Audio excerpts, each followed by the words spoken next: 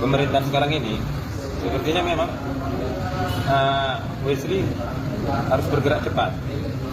Nah, apa yang perlu dipercepat ya menetapkan komposisi pimpinan OPD, pejabat-pejabat di kota ini.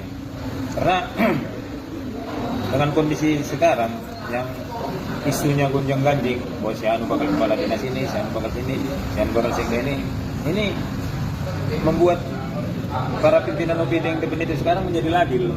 Labil dalam artian gimana Pak Udin? Artinya mereka mau menunjukkan kinerja yang bagus, tapi mereka tidak yakin akan dipertahankan di situ. Nah, jadi ada yang semacam ogah-ogahan. Ini kita buktikan ya, contohnya gini. Saya sudah berapa kali menyoroti jalan yang berlubang-lubang di tempat-tempat strategis, tempat-tempat vital di kota ini. Tapi sampai detik ini hanya satu lubang yang ditutup. Dan lubang-lubang itu menganga semua. Misalnya di mana Pak Udin? Di Jalan Adam Malik, ya sepanjang Jalan Adam Malik, di Jalan Surijaya, ya, di Jalan Wahidin, di Jalan Raja Min Purba, puluhan jalan lainnya.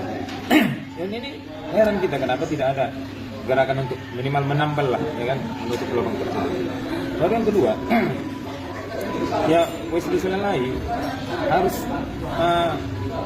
memberi garansi atau jaminan kepada para pimpinan OPD ini mereka akan dipakai. Tapi yang bagus, karena selama ini pimpinan OPD yang ada di kota ini adalah sindikat, semacam sindikat komplotan ya. Ketika mereka ini dulu adalah pendukung wali kota Hepriansa yang anti Susanti, ya kan?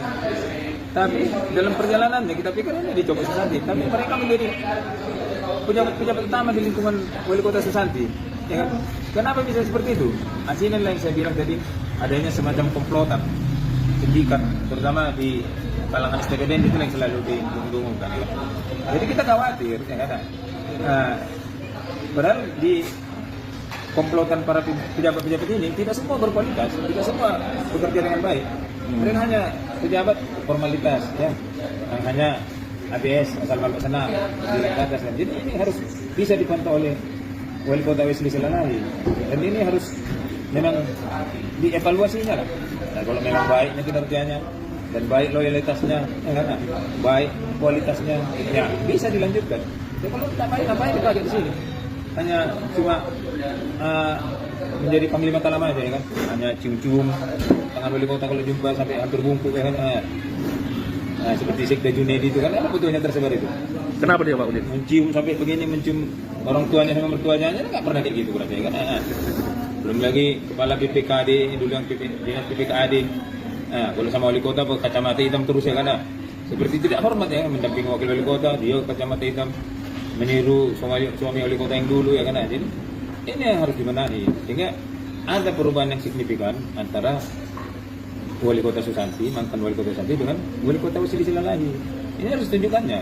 Dimana dalam kampanyenya dia menyatakan kota ini seperti kota yang tidak bergerak maju. Nah, sekarang ini harus tunjukkan, ya kan? Jangan terpesona juga, ya kan?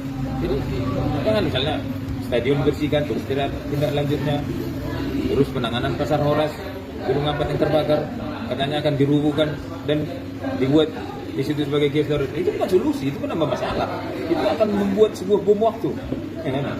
Seharusnya gedung 4 itu dicari dananya untuk membangun kembali.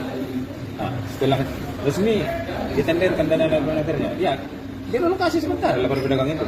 Kemudian setelah dimasukkan, bukan membuat seperti itu.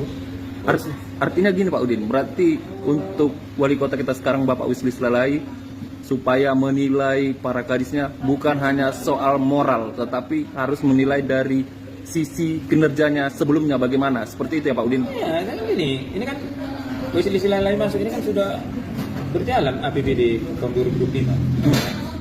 Sekarang di setiap dinas itu, setiap WPD itu ada program yang akan dijalankan di tahun 2025 ini. Ini harus betul-betul diminta Wesley mereka memaparkan ini.